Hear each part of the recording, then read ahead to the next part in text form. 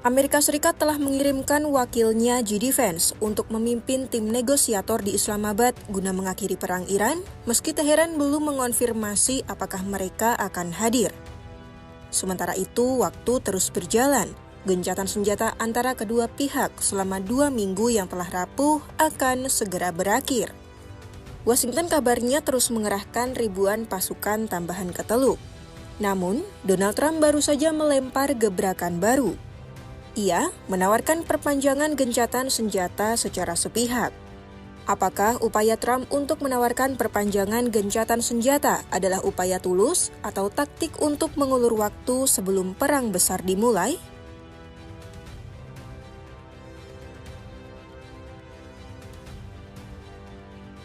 Melansir Al Jazeera, hubungan kedua negara berada di ujung tanduk setelah putaran pertama pembicaraan di Islamabad pada 11 April 2026 lalu berakhir tanpa kesepakatan. Sejak saat itu, AS memberlakukan blokade angkatan laut terhadap semua kapal yang terkait Iran di Selat Hormuz. Sebagai balasannya, Iran turut menembaki kapal-kapal yang mencoba melintas di perairan tersebut. Sedangkan AS menembaki dan menyita sebuah kapal Iran, meski gencatan senjata sedang diberlakukan di kawasan tersebut. Dalam perkembangan terbaru yang mengejutkan, Trump melalui media truth sosialnya bersedia memundurkan tenggat waktu gencatan senjata. Trump menyatakan ia memberikan kesempatan bagi Iran untuk menerima kesepakatan yang sangat adil. Tawaran ini tidak datang dengan cuma-cuma, melainkan dengan ancaman yang sangat spesifik. Namun hingga saat ini, pihak Iran belum memberikan respons resmi terhadap tawaran perpanjangan ini. Sebelumnya, Mohammad Reza Mohseni dari Parlemen Iran turut memperingatkan, negosiasi tidak mungkin dilakukan di bawah bayang-bayang ancaman dan agresi militer yang terus berlanjut.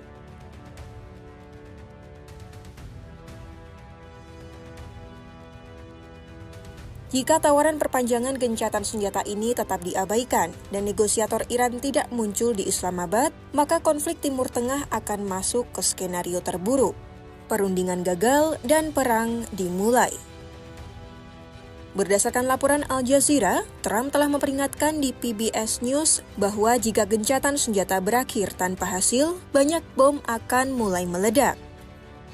Sebab Trump menegaskan delegasi Iran seharusnya hadir untuk negosiasi putaran kedua tersebut.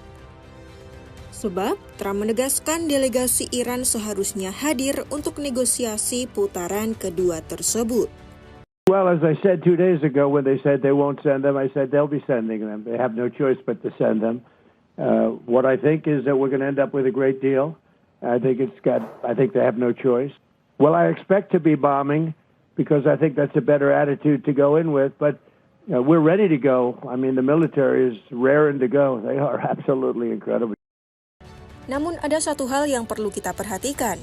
Di balik kata-kata diplomasi, Trump sebenarnya telah mengerahkan lebih banyak pasukan ke wilayah Timur Tengah. Saat grup amfibi dan gugus tugas Korps Marinir tiba di akhir bulan, lebih dari 10.000 pasukan tambahan telah dikirim ke wilayah tersebut. Ali Faiz dari International Crisis Group memperingatkan bahwa jika fase ini terjadi, AS kemungkinan besar akan menghantam infrastruktur vital Iran secara sistematis. Sebab langkah Trump ini dipandang sebagai sinyal kuat AS bersiap untuk invasi darat.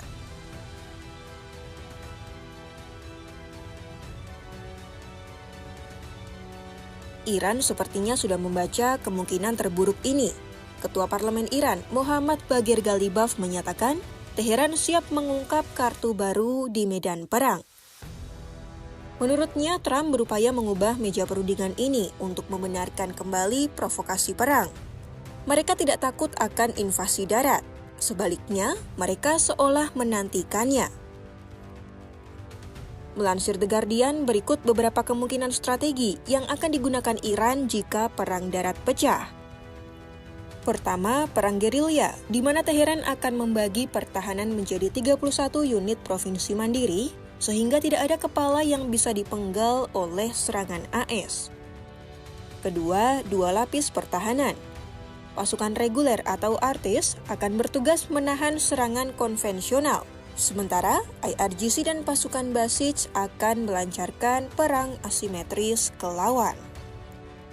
Terakhir, krisis energi global. Iran dapat memerintahkan sekutu mereka, Houthi di Yaman, untuk menutup jalur Bab al-Mandab yang akan membuat harga minyak dunia meroket secara instan. Menteri Luar Negeri Iran Abbas Araghchi menekankan, invasi darat akan menjadi bencana bagi Amerika sendiri. Dengan pengalaman dari perang tahun 1980-an, Iran siap menjadikan wilayah mereka sebagai rawa bagi pasukan AS, mengandalkan taktik gerilya dan dukungan drone dari pedalaman yang sulit dijangkau. Kini nasib konflik Timur Tengah ada di tangan Teheran.